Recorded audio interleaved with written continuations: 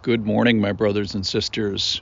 We are at the 191st episode of Be With Me, 7 Minutes of Biblical Wondering. And we're in Matthew 18. We're on the heels of a passage that talked about church forgiveness and church discipline and restoration and gaining a brother back. And we're sort of on the same theme.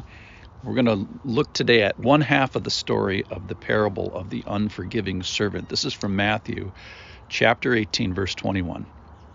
Peter, our favorite, then Peter came up and said to him, Lord, how often will my brother sin against me and I forgive him? As many as 7 times? And Jesus said to him, I do not say to you 7 times, but 70 times 7. Therefore, the kingdom of heaven may be compared to a king who wished to settle accounts with his servants. When he began to settle, one was brought to him who owed him 10,000 talents. And since he could not pay, his master ordered him to be sold with his wife and children and all that he had, and payment to be made. So the servant fell to his knees, imploring him, have patience with me, and I will pay you everything. And out of pity for him, the master of that servant released him and forgave him the debt. So that's half the story, and I'm not even going to get to the second half of the story because there's so much great stuff in here. So perhaps you, dear listener, have trouble forgiving others. And if so, you are not alone, and you join Peter and a whole line of other people.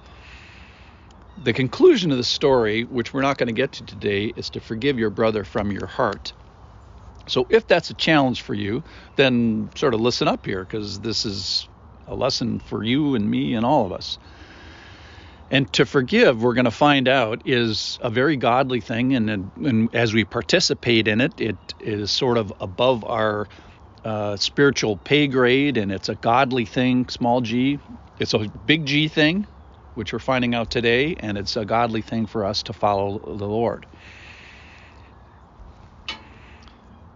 So Peter comes and tries to say, hey, is 7 times, that's pretty righteous, right? There's a couple examples in the Old Testament where somebody got forgiven 3 times, so he's doubling that plus 1. So he is thinking that once is a lot, 3 times is the most you could possibly, and I'll just, double it beyond necessity. And so this has really got to be a really holy, holy, holy thing to say 7 times. That's got to be enough, right, Lord?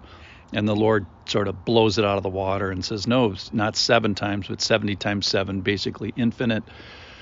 And so just one of my first observations is being a Christian, being a human being, not a Christian, just being a human being on this planet, you are going to encounter the need for forgiveness over and over again. So let's try to do this right. All right, let's do the math equation now. So he gives him this parable. First of all, there's a king and there's a servant, so that tells you something about their positions and their authorities and who's the boss. And then the sobering thing is the king wished to settle the accounts. All right, let's even up here. And that's where the problem is, because we have this pile of debt here. So when he began to settle, one was brought to him who owed him 10,000 talent. Now a single talent, not 10,000, a single talent was 20 years' wages. So in a lifetime of work, you might have 2 talents of produce, if you will.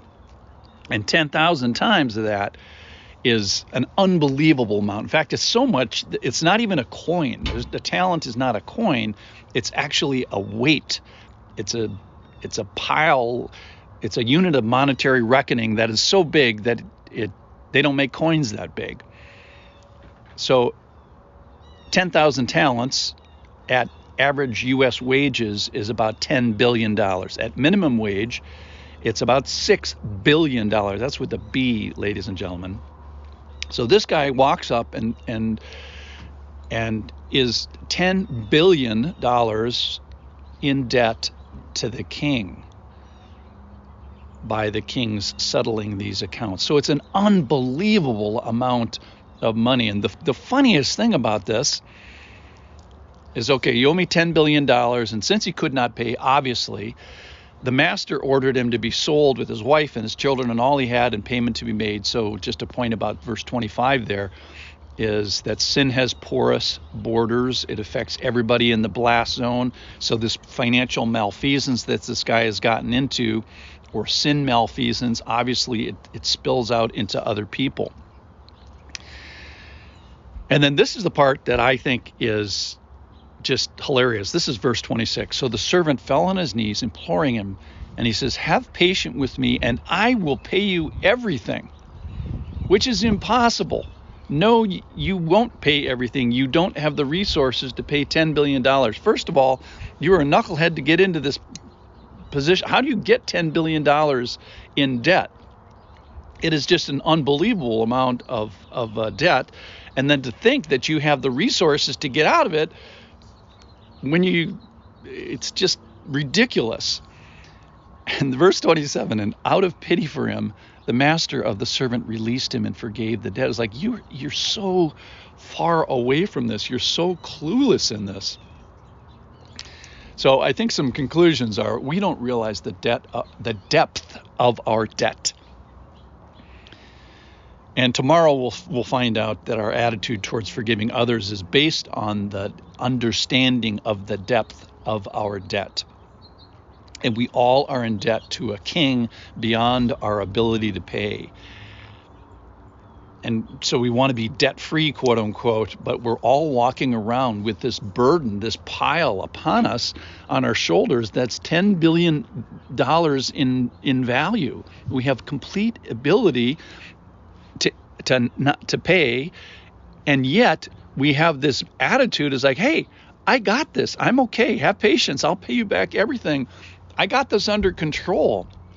It's like, no. So the point today is this debt of sin, this debt of payment that's owed to the king, the father, that we have an inability to pay. So today's conclusion is to sit under this weight of $10 billion of monetary reckoning, and in our case, spiritual reckoning. That's how I want to leave us.